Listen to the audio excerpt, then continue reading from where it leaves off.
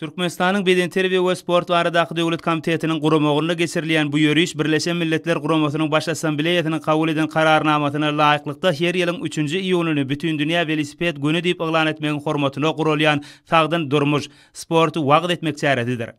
Joşgunly aýdymlar ýokary netijelere eýe bolýan milli sportyň fenatyna öwrüli. Muň özi türkmen turganlarynyň we tutuş ýurdumyzyň durmuşynda möhüm ähmiýeti bolan şanly wakalaryň ýokary derejede dawralandyrylýanlygynyň we ýörüşe gatnaşyjylara ak ýollaryň arzuw edilýänliginiň aýdym beýanydyr.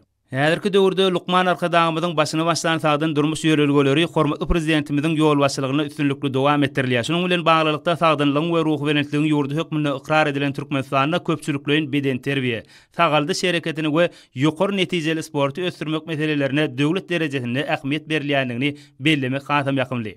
Usta turganlar agly birlikde ruh welentlik bilen Gahryman Arkadağymyzyň başlangyjy bilen berkarar bolan hormatly prezidentimiziň parasatly ýol başçylygyny önemli öňe barýan ýurdumyzyň nurana ýollaryna gadam goýdular.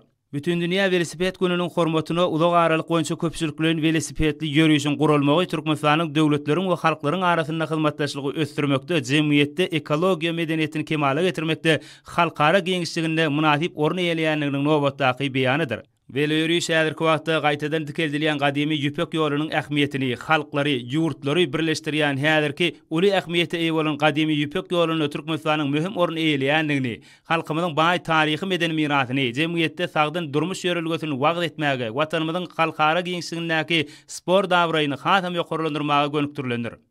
Hormatly prezidentimiz şeýle şäherleriň türkmenistanyllary ilkinji nobatda bolsa ýaş nesli sport bilen ýygy giderli meşgullanmagy işeň çekmäge, ýurdumyzda köpçülikliň beden terbiýe sagaldy şereketini mundan beýlägem ösdürmäge, sport döwlet hökmünde Türkmenistanyň awraýyny hasam belinde galdyrmaga ýardam etmeliligini belleýär.